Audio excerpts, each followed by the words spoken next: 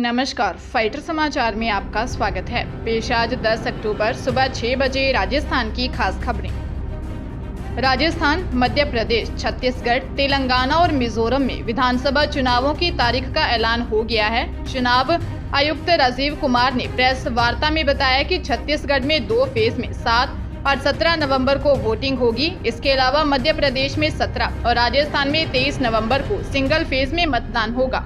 वहीं मिजोरम में 7 नवंबर और तेलंगाना में 30 नवंबर को एक ही फेज में वोट डाले जाएंगे। पांचों राज्यों के रिजल्ट 3 दिसंबर को आएंगे। मुख्य चुनाव आयुक्त ने बताया कि इन राज्यों में कुल 16 करोड़ 14 लाख मतदाता हैं। इनमें 8.2 करोड़ पुरुष मतदाता, 7.8 करोड़ महिला मतदाता होंगे। वहीं राजस्थान की सभी 200 विधानसभा सीटों पर एक ही चरण में वोटिंग होगी। 23 नवंबर को मतदान होगा और 10 दिन बाद 3 दिसंबर को चुनाव परिणाम आ जाएंगे। चुनावों की घोषणा के साथ ही प्रदेश में आचार संहिता लागू हो गई है। इस चुनाव के लिए चुनाव आयोग ने राजस्थान में 569 पोलिंग बूथ बढ़ा दिए हैं। देश के 5 राज्यों मध्य प्रदेश, राजस्थान, छत्तीसगढ़, तेलंगाना और मिजोरम में इसी साल होने वाले विधानसभा चुनाव की तारीखों का ऐलान होते ही आदर्श चुनाव आचार संहिता प्रभावी हो गई। आचार संहिता लगते ही नेताओं के गाड़ी घोड़े बंद हो गए। अब मंत्री व बोर्ड निगम चेयरमैन को इसकी पालना करनी होगी। आचार संहिता लगने के बाद सरकारी वाहन और सुविधाओं का उपयोग नहीं कर सकते हैं। सरकारी वाहन सिर्फ निवास से अपने सरकारी दफ्तर तक ही इस्तेमाल कर सकते हैं। इसके अलावा नेताओं को खुद के वाहन में ही चलना पड़ेगा। न लोकार्पण शिलान्यास होगा, न पत्थरों पर नाम लगेगा। पिछले 5 साल जैसा वीवीआईपी ट्रीटमेंट भी बंद हो जाएगा। नेताओं को अब बस जनता के बीच ही जाना होगा। राजनीतिक दलों को रैली, जुलूस या फिर मीटिंग के लिए परमिशन लेनी होगी। दीवारों पर लिखे गए सभी तरह के पार्टी संबंधी नारे व प्रचार सामग्री के होर्डिंग, बैनर व पोस्टर भी हटा दिए जाएंगे। उदयपुर शहर में रियल एस्टेट कारोबारियों व उनके सहयोगियों पर इनकम टैक्स डिपार्टमेंट की कार्रवाई चौथे दिन भी जारी रही।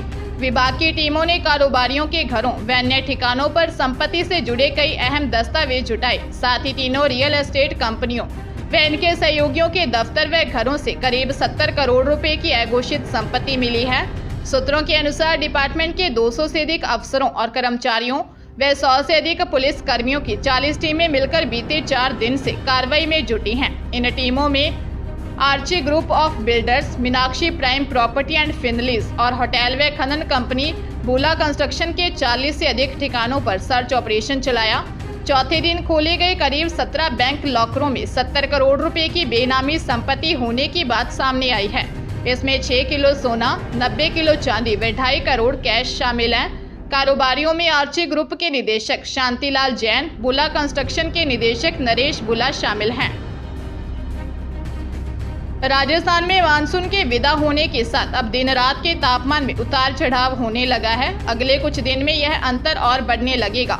उत्तर भारत में सक्रिय हुए वेस्टर्न डिस्टर्बेंस से होने वाली बारिश और ऊंचे पहाड़ों पर हल्की बर्फबारी के बाद न्यूनतम तापमान में मामूली गिरावट होगी, जबकि दिन का तापमान बढ़ेगा। मौसम केंद्र जयपुर के निदेशक राधेश्याम शर्मा ने बताया, अगले 5-7 दिन प्रदेश में मौसम पूरी तरह साफ रहेगा और दिन में तेज धूप निकलेगी। उत्तर भारत के ऊपर एक वेस्टर्न डिस्टर्बेंस एक्टिव हुआ है, जिसमें गिलगित, बल्टिस्तान और कश्मीर की ऊंची पहाड़ियों पर बारिश के साथ हल्की बर्फबारी हो सकती है। यह सिस्टम जब यहां से हटेगा तो उत्तर पूर्वी हवा फिर से एक्टिव होगी और रात के तापमान में मामूली गिरावट आएगी। भरतपुर में दुष्कर्म पीड़िता एक महिला ने कांस्टेबल पर कोरे स्टाम्प पर दस्तखत करवाने और मामले को प्रभावित करने वाले बयान गलत तरीके से रिकॉर्ड कराने के आरोप में एसपी से शिकायत की है। पीड़िता ने बताया कि उसने दुष्कर्म और SC/ST एक्ट की धाराओं के तहत थाना सेवर में 30 मई को FIR दर्ज करवाई थी। कांस्टेबल राहुल ने फोन कर बुलाया। 4 अक्टूबर को राहुल के समक्ष महिला थाना में पेश हुए। राहुल ने कहा कि जब पुलिस नोएडा जाएगी तो वह 50,000 रुपये और खाना पीना नहीं दे पाएगी। रिश्तेदारों के कहने पर मामला दर्ज करवाया है। यह शब्द मेरे से कहलवा कर वीडियो रिकॉर्ड कर ली। इसके बाद सादा कागजों पर साइन करवाकर अपने जानकार गवाह बुला लिए। वही मुझे कार्रवाई करने का कहकर घर भेज दिया। एसपी ने महिला को उचित जांच करवाकर कार्रवाई का भरोसा दिया है। कोटा जिले के सिमलिया थाना क्षेत्र में एक्सीडेंट में एक युवक की मौत हो गई। युवक अपने दोस्तों के साथ कोटा से 12 जा रहा था। टोल नाके के पास गाड़ी अनियंत्रित होकर पलटी खा गई। हादसे में 12 निवासी 23 वर्षीय सनिध्य कुमराह की इलाज के दौरान मौत हो गई, जबकि 3 अन्य को चोट लगी है। घटना 12 4 लेन की है। ताऊ योगेश ने बताया कि सनिध्य बीकॉम की पढ़ाई कर रहा था। 3 दोस्तों सारांश बंसल, शोभित बंसल व लवेश जैन के साथ कार से किसी काम से कोटा आया था।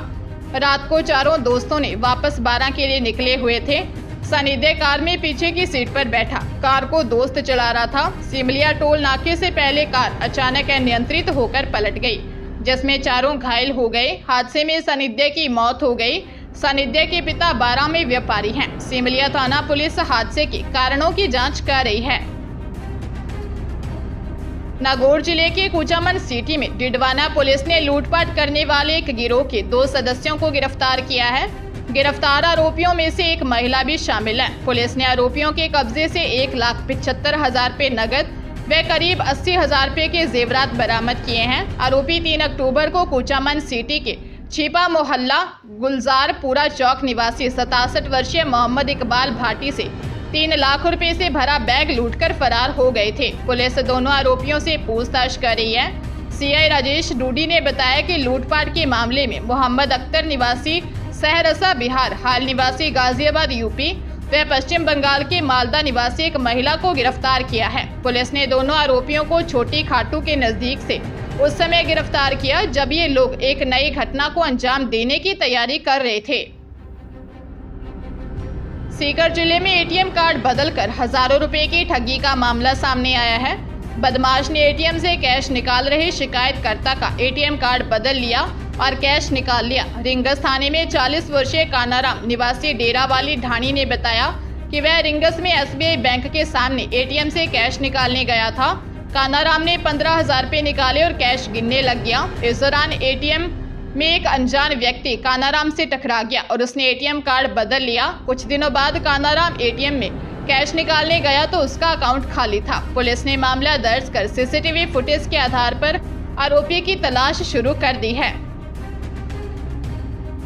आरपीएससी की ओर से असिस्टेंट प्रोफेसर परीक्षा 2023 में 4 या 4 से अधिक विषयों में आवेदन करने वाले 96 कैंडिडेट्स को दस्तावेज सत्यापन के लिए आज अंतिम अवसर दिया गया है। आयोग सचिव रामनिवास मेहता के अनुसार परीक्षा के लिए 4 और 4 से अधिक विषयों में आवेदन करने वाले कैंडिडेट्स को आवेदन में भरी गई शैक्षणिक योग्यताओं के दस्तावेज सत्यापन के लिए 23 सितंबर 2023 को बुलाया गया था।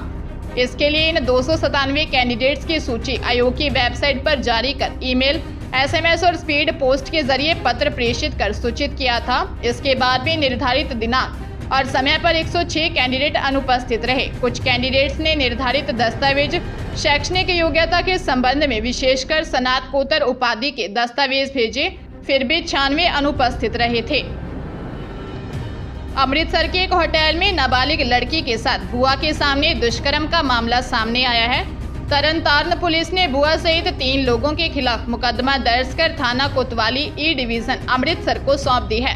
तरनताਰਨ निवासी 15 वर्षीय पीड़िता ने पुलिस को बताया कि वह अमृतसर में अपनी बुआ के पास अपने भाइयों सहित मिलने गई थी। अगली सुबह उसके भाई शादी समारोह में चले गए। इसके बाद उसकी बुआ उसे किसी बहाने से अपने साथ होटल में ले गई, जहां आकाशदीप सिंह और अर्शदीप सिंह निवासी अमृतसर पहले ही मौजूद थे। उसकी बुआ अपने बॉयफ्रेंड अर्शदीप के साथ उसी कमरे में अलग बेड पर बैठी थी। आकाशदीप ने उसकी बुआ के सामने ही उसके साथ जबरन रेप किया।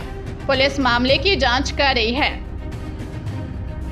झुंझुनू जिले के चिड़ावा शहर की खेतड़ी रोड पर पावर हाउस के सामने विनायक ज्वेलरी शॉप से गहनों की चोरी के मामले का पुलिस ने खुलासा कर दिया।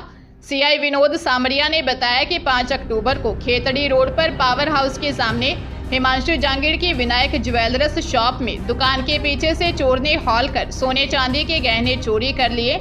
पुलिस ने चोरी का मामला दर्ज कर आरोपी की तलाश शुरू की। सीसीटीवी फुटेज को खंगाला गया, जिसमें नजर आ रहे चोर की पहचान कर पुलिस ने आरोपी चोर अडुक्का निवासी संतोष कुमार को गिरफ्तार कर लिया। ज्वेलरी शॉप से चोरी हुए सामान को भी बरामद कर लिया गया।